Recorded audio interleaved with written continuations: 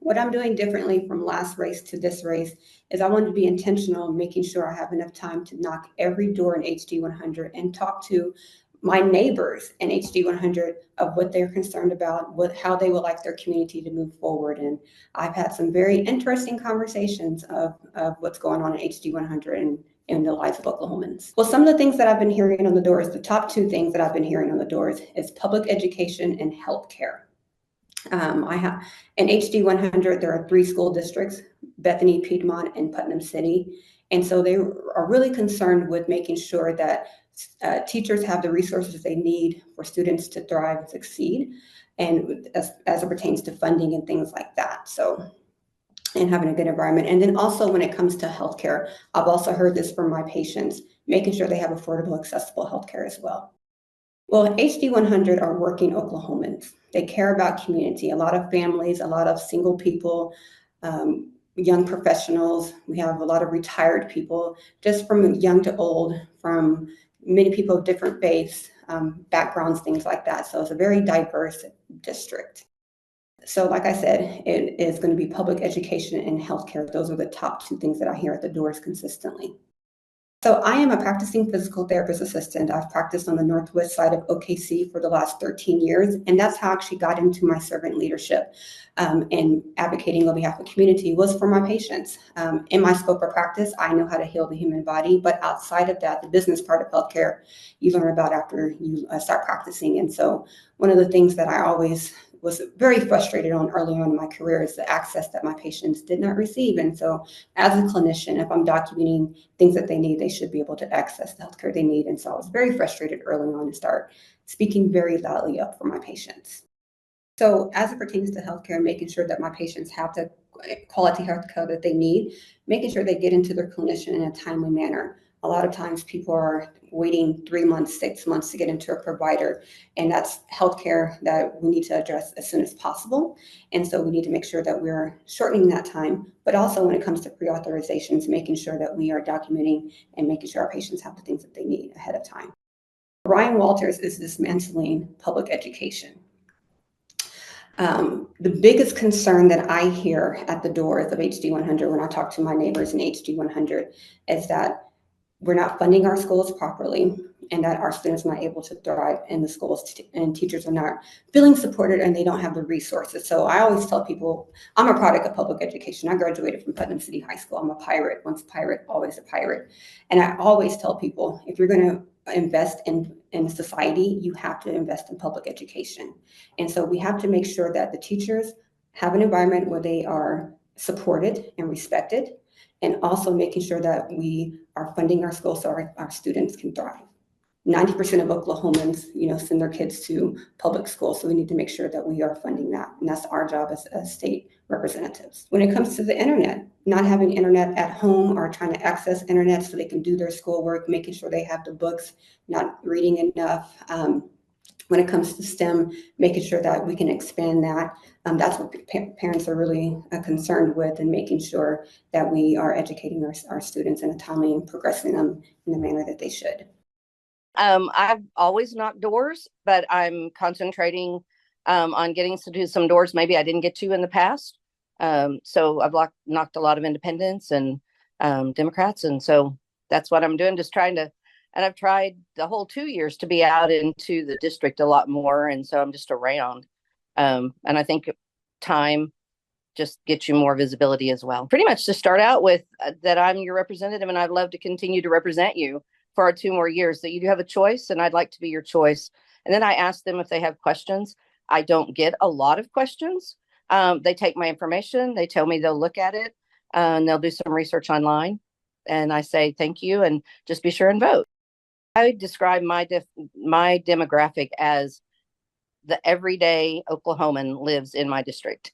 I have at least 7 assisted living long-term care facilities, and I probably have more than that daycares. So I have from young children to senior citizens.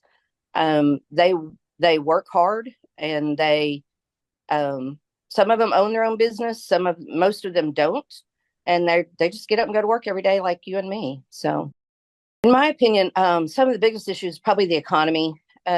you go to the grocery store, things are just more expensive. We did the grocery tax, but it's almost negligible. I hate to say that, but it is 4%, but and that's helpful, but prices are going up so fast. I actually took a disabled person to the grocery store recently and was just stunned at how much the groceries that she bought were. And so I think that's part of it. Just rents going up, utilities are going up. And so how do we make the dollar go further? How do we help keep people employed and job security? Nobody wants to lose their job right now, for sure. So yeah, I think there's that's probably the primary issue that I just know from people who call me and say, my property taxes went up. I'm not sure if I can afford them. Everything's going up, and that's problematic for everybody, but it's really problematic for what I consider just the true middle class. And I feel like I have a lot of just middle class, everyday people just trying to be good neighbors and good people and do the right thing. Well, I have voted for all the tax cuts that we can give that put money back in people's pockets. I think that's very important.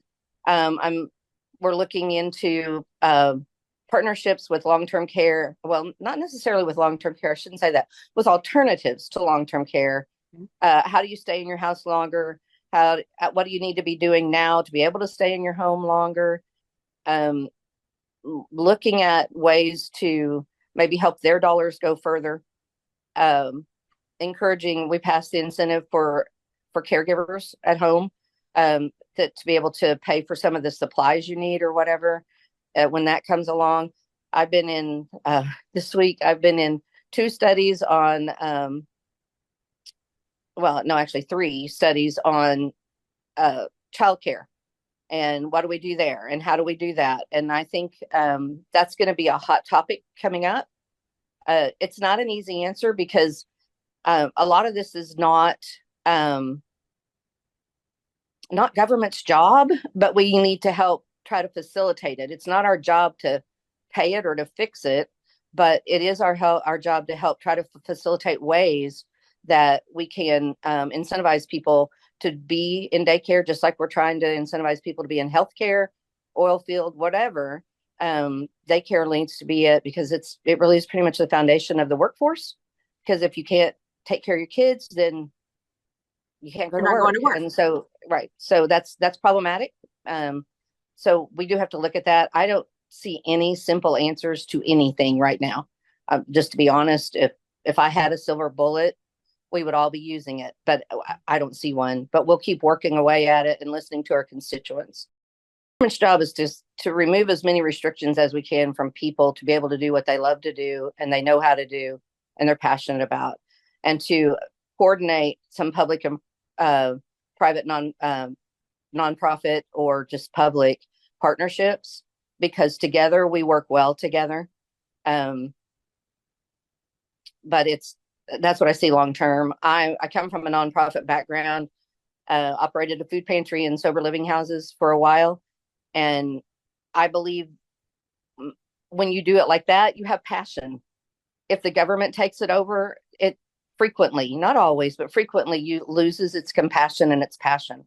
And I think that's key to working with people, is to truly care about people and not just be a number. And I think when government gets involved, it truly becomes most of the time about numbers and not about individuals. I actually kind of got interested in it before I was ever elected. Okay. When I left the nonprofit that I was working at downtown, I was invited to be a part of Villages OKC when they were just starting to form, and became kind of involved in that. As a nurse, I was thinking about, do I want to do in-home care? Do I want to go back to that when I left the nonprofit?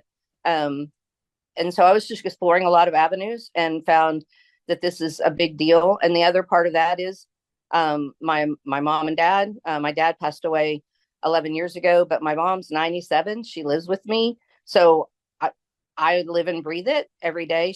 I'm blessed. She's very independent and very much with us. And so, but it is a job. I mean, it is a task that you have to do that's there 24/7. But I just know that the older generation, it's the greatest generation ever. And so we need to take care of them as they age. We need to figure out, how do they have dignity? How do they, and people in the sandwich generation, where if you don't understand that, that means they have children and they have parents that they're both trying to take care of on both ends, or grandparents. I think it's important to help them find avenues for help. I think our ombudsman program is amazing, for resources. I think Oklahoma is working a lot to find paths with, by 2065, there's going to be, by 2030, there's going to be more over 65 than under 18 in our country. We need to know how we're going to do that. And their fixed incomes don't go up, but their bills go up. And so that's where I wish I had an answer for that as well. But I think we just have to keep whittling away at it and listening to people and gathering information, and probably trying to figure out ways for them to stay at home as long as possible, because that's just so ultimately is cheaper, unless they need a great deal of care. Well, I got here because God called me to do this. Otherwise, I would not be here. But yes, I'm a registered nurse, BSN RN from the University of Oklahoma. I have a chemistry biology degree from SNU, Southern Nazarene University, when it was Bethany Nazarene College, and worked in an ICU in intensive care for about 15 years. Part of that was travel nursing. Most of it was right here in the city. And then I did a little bit of intensive home care through an agency. And then I didn't know what I wanted to do. I was tired, and God just kind of brought me down in this nonprofit. I started out as a volunteer and then ended up the executive director over a 20-year period. And so it was a food pantry, sober living houses for men to get off drugs and alcohol, thrift store. We bought the old New Way Laundry dry cleaners building for our ministry, and did a lot of EPA DEQ stuff to make sure that building was usable, which is exciting for me because it's about to be the diversion hub property. So that's a pretty cool tie for me, that it's going to continue now to be used to help people in that community and in our community at large. And so honestly, Franklin Graham came to the Capitol, and I went to hear him, and he said, if conservatives don't get involved, we're going to lose everything. And that registered with me. I didn't realize it at the time, but a year and a half later, I felt like I was supposed to run and try to bring some transparency to government. I also wanted to do an ID for prisoners getting out of prison, because if you don't have an ID, you can't do anything. And so I was fortunate enough to work with Representative Hill on the Sarah Stitt Act, and so we've gotten that passed. It's not where we want it to be, but it is transforming lives, and it's reduced our recidivism a great deal. We would really like for 6 out of 7 to be getting their ID when they get out, but it's complicated. And so we're working that way. And everybody's kind of caught the vision of, if you don't have an ID, you can't work, you can't get a home, you can't get food. So that's key. And so I'm very excited that we were able to accomplish that, because that was one of my initial goals. Transparency, I feel like this last session we did really well with the transparency on the budget, better than we've done before. I would like to see even more transparency. I'm hopeful that that's not going to go away. I would like to see it across the board, that if ultimately in real time, that you can actually see the money go out. But what I found out when we got up here was that the computer systems couldn't do it. And updating computer systems is costly and a big, big deal. Through COVID and the problems we had with COVID, with the unemployment agency, then we have really beefed up many of our computer systems. And so I think that's much more possible now than it was when you were using computer systems that some dated back to the 80s, and none of them were in the 21st century. Yeah, and no, now COVID, I think we are. Really... Probably multiple things, but one of the biggest things I believe is the teacher shortage, and having not qualified, I don't want to say not qualified, having so many emergency certified teachers, because many of them are qualified, but they haven't gone through everything they need to do to be certified. I think that we've done some things to try to fix that. I think we've done some things that try to change it from a one system fits everybody, because I think in today's world that's not necessarily true. I'm not sure if it was ever true, but I truly don't believe it's true now, that there's just so many different opportunities, so many different ways to go. Um, Not everybody needs a college degree. Even in, if you get into software and IT and that, a lot of them would rather you not go get a college degree. They want you to get certifications in different things instead of an actual degree. And then they want to train you to do it their way on their system. And we need to give kids that opportunity.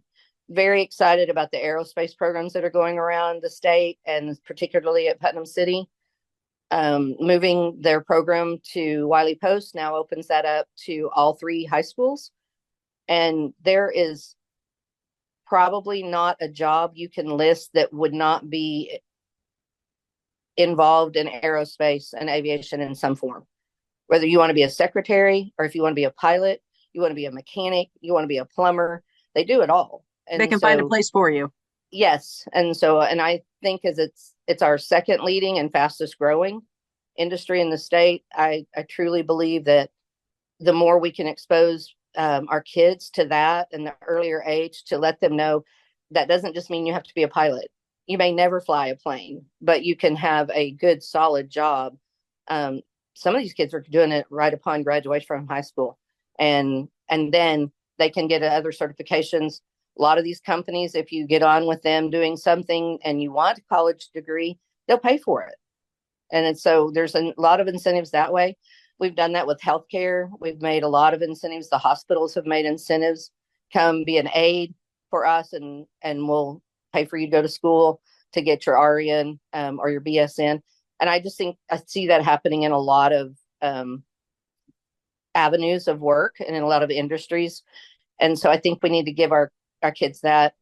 I said something the other day that I just, every time I think about it, it rings more true. Graduation is not the destination. It's the preparation. And so we need to prepare our kids, whatever that looks like. And I think we're doing a pretty good job of giving people the opportunity to educate their kids in the way they want to educate them. And I think that's important in today's world.